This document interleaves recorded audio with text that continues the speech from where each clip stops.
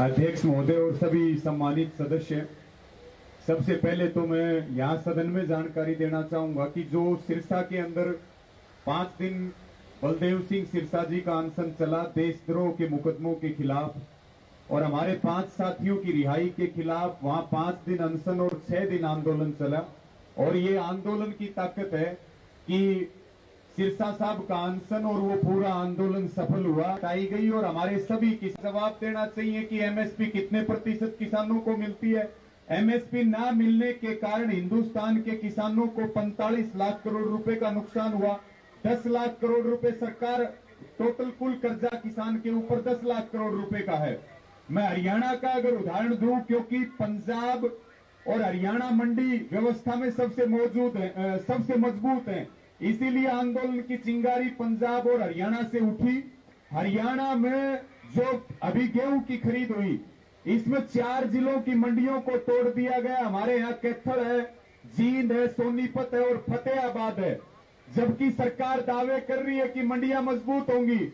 हम हरियाणा में बीजेपी वालों को जाकर के दिखा सकते हैं कि 4 जिलों की मंडियों को बगैर कानून लागू हुए खा चुके हैं और वहां पर अडानी के साइलोज शुरू कर दिए गए हैं।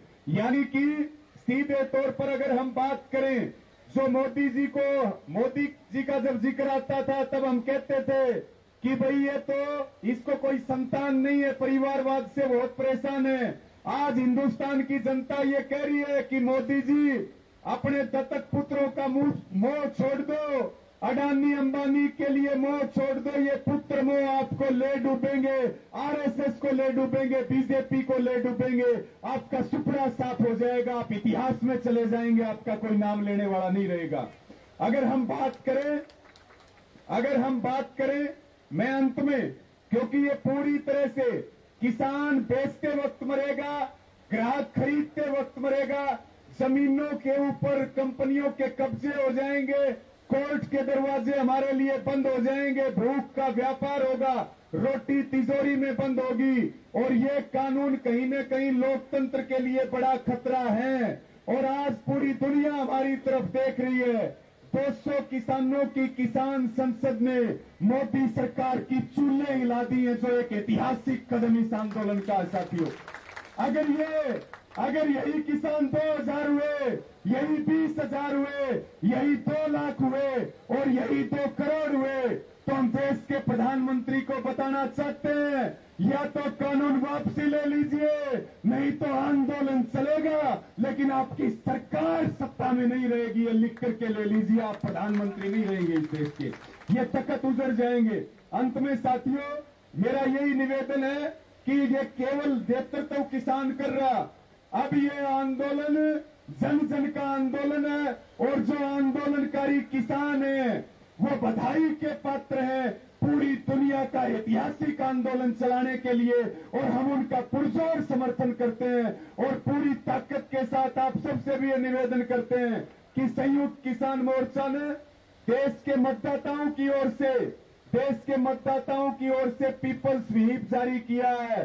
जो सदन का सदस्य ये बात संसद कान खोल करके सुन ले, अगर हम संसद बनाना जानते हैं तो संसद बिगाड़ना भी जानते हैं। हम सांसद बनाना जानते हैं तो कुर्सियों से उतार करके मिट्टी में मिलाना भी जानते हैं। ये देश की जनता, हम इस देश के मालिक हैं।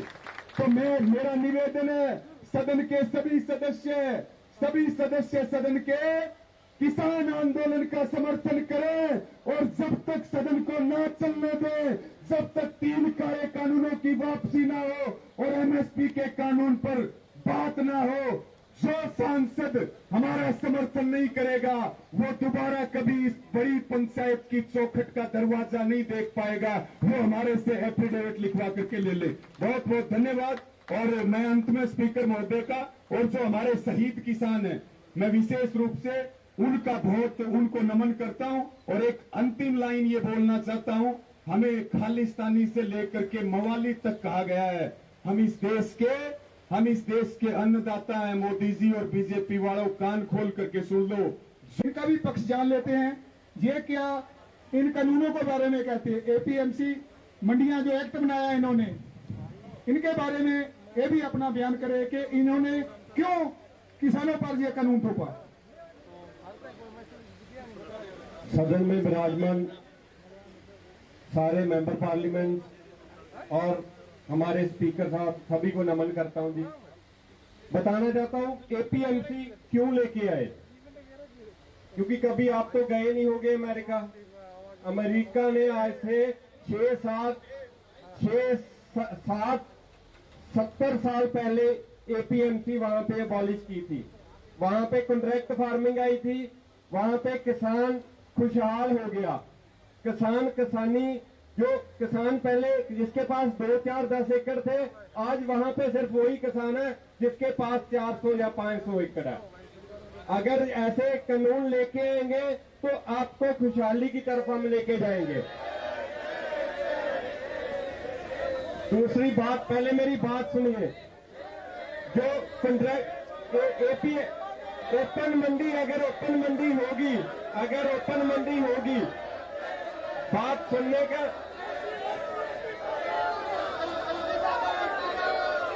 बात सुनिए, बैठिए। अगर ओपन मंडी होगी, ओपन मंडी में आपको बेनिफिट क्या होगा? अभी आप एपीएमसी में जाते हो, आपको टैक्स देना पड़ता है। अगर आपको टैक्स देना पड़ता है 6, 7, 8%, जो बीच वाले बिचौलिए लेते हैं, अगर वो बिचौलिए टैक्स लेंगे, अगर ओपन मंडी आई वहां पे टैक्स नहीं देना पड़ेगा। सीधी बात आप कर सकते हो। मैं निवेदन करता हूं, बैठिए, आप बैठिए, कृपा करके बैठिए, सदन की कार्रवाई को चलने दीजिए। शांत रखिए, माहौल को शांत रखिए, बिल्कुल बैठिए। और मंत्री जी अपना पक्ष स्पष्ट ना कर पाए तो ये इस्तीफा भी देंगे, इनसे इस्तीफा भी लेंगे। शांत रहिए। मुझे 2 मिनट सुनने का प्रयास कीजिए। मुझे 2 मिनट सुनने का प्रयास कीजिए। अगर आप नहीं सहमत हुए तो मैं सदन में, कृषि मंत्री हो, सभी संसद सदस्यों को मेरी बेनती है कि बैठने का कष्ट करें। ये कोई मर्यादा नहीं है संसद की। प्लीज आप अपनी सीट ग्रहण करें। और आपको ये चेयर की तरफ से इन्फॉर्म किया जाता है कि आज कृषि मंत्री जी आपके एक भी प्रश्न का संतुष्टिजनक जो उत्तर नहीं दे सके। बार बार शर्मसार उनको होना पड़ा, आप छेम के नारे लगाते रहे। ये मैं आपको इन्फॉर्म करना चाहता हूं, शर्म के मारे कृषि मंत्री ने इस्तीफा दे लिया है। ये आपकी सबसे बड़ी जीत है। धन्यवाद मंत्री जी। मैं बताना चाहता हूं जी, मैं भी एक किसान हूं। इस्तीफा दे दिया आपने तो इस्तीफा दे दिया। मैं अनाउंस तो कर दूं, इस्तीफा कर दो जी। मैं किसानों के रुख के आगे झुक गया हूं जी, और मैं अपने पद से इस्तीफा देता हूं। किसान मजदूर एकता, किसान मजदूर एकता, किसान मजदूर एकता। मैं अपने पद से इस्तीफा देता हूं, अपने पद से इस्तीफा देता हूं। स्वीकार करो, स्वीकार करो। आज मुझे पता चला कि किसान को क्या दिक्कत थी, क्या कुछ था, मुझे पता चल गया। मैं आपकी आंख में आंखें डालकर बात नहीं कर सकता था, पर अभी मैं आपके साथ आगे बैठूंगा। मैं भी एक किसान का बेटा हूं, इस्तीफा दे रहा हूं आपसे अपने पद से। धन्यवाद। धन्यवाद। कृषि मंत्री जी ने इस्तीफा दे दिया। किसानों के हक में उनके साथ बैठ गए। 11 बार चर्चा हुई थी विज्ञान भवन में, और इसी कृषि मंत्री जी ने बोला था कानूनों में हम शोध कर देते हैं, इनको रिपील नहीं करेंगे। तो अब इनको रिपील भी करने पड़ेंगे। किसानों की ताकत के आगे इनको झुकना पड़ा, सरकार भी झुकेगी।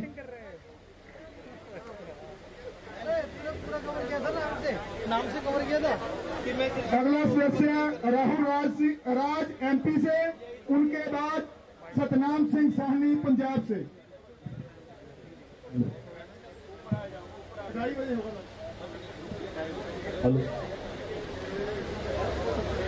माननीय सभापति जी, मुझे सदन देने के लिए मैं आपका आभारी हूँ। आपके माध्यम से माननीय अध्यक्ष महोदय, मैं सदन के सामने कुछ बात रखना चाहता हूँ। अध्यक्ष जी, मैं आपका संरक्षण, कृषि कानून लागू हुए उसके महीने भर के अंदर हमारे प्रदेश के मुख्यमंत्री शिवराज सिंह चौहान ने मॉडल एक्ट मंडी का बना दिया। उसके बाद मध्य प्रदेश की 70% मंडियां जैसे कहते हैं कि वेंटिलेटर पे चली जाती है, उस पर चली गई, क्योंकि ये बात उसमें साफ साफ लिखी थी कि प्राइवेट मंडी में कोई टैक्स नहीं लगेगा और सरकारी मंडी में टैक्स लगेगा। तो सारे व्यापारी अपने हिसाब से, क्योंकि आधार कार्ड हो, पैन कार्ड हो, खरीदी चालू हो गई और सरकारी मंडी को कोई टैक्स नहीं मिला। नतीजा ये था माननीय अध्यक्ष जी, फिर कृषि विभाग के जो कर्मचारी मंडी के होते हैं उनको सड़कों पर उतरना पड़ा, क्योंकि कृषि मंडी में जो टैक्स आता है उसके माध्यम से उन व्यापार कर्मचारियों को तनख्वाह मिलती है। उनके बच्चे भूख से बिलखते रहे, कोरोना काल में उनकी 4-4 महीने की तनख्वाह नहीं मिली। माननीय अध्यक्ष जी, मैं आपके संज्ञान में ये बात भी लाना चाहता हूँ कि जब ये कृषि कानून लागू हुए तो जब गर्मी का समय था पिछले कोरोना काल में, मध्य प्रदेश में बहुतायत में ग्रीष्मकालीन मूंग की फसल ली जाती है। एक दाना ग्रीष्मकालीन मूंग का सरकारी समर्थन मूल्य पर नहीं खरीदा गया, मक्का का एक दाना सरकारी समर्थन मूल्य पर नहीं खरीदा गया। इसके कारण माननीय अध्यक्ष जी मध्य प्रदेश के किसानों को कोरोना काल में बहुत घाटा हुआ। इसके बाद माननीय अध्यक्ष जी, ये बात भी किसी से छुपी नहीं है कि मध्य प्रदेश में समर्थन मूल्य पे अगर गेहूं की खरीदी ना हो तो उसके अतिरिक्त कहीं भी समर्थन मूल्य पे कोई व्यापारी नहीं खरीदता है। व्यापारी सारे मिलकर गैंग बना लेते हैं, सभी भाई भतीजा होते हैं, एक दूसरे के रिश्तेदार होते हैं, अपने बच्चे बीवियों के नाम पर रजिस्ट्रेशन करा लेते हैं और मिलकर जब खरीदने जाते हैं तो पहले से मन बना के आते हैं कि आज की बोली यहाँ से तय होगी। हमने कई बार माननीय अध्यक्ष जी मुख्यमंत्री को यह संज्ञान में लाया कि सदन जो समर्थन मूल्य की तय सीमा है जो आपने तय करी है, बोली उससे चालू, मंडी में बोली समर्थन मूल्य से चालू नहीं होती। बहुत बड़ा राज्य है सोयाबीन उत्पादन में।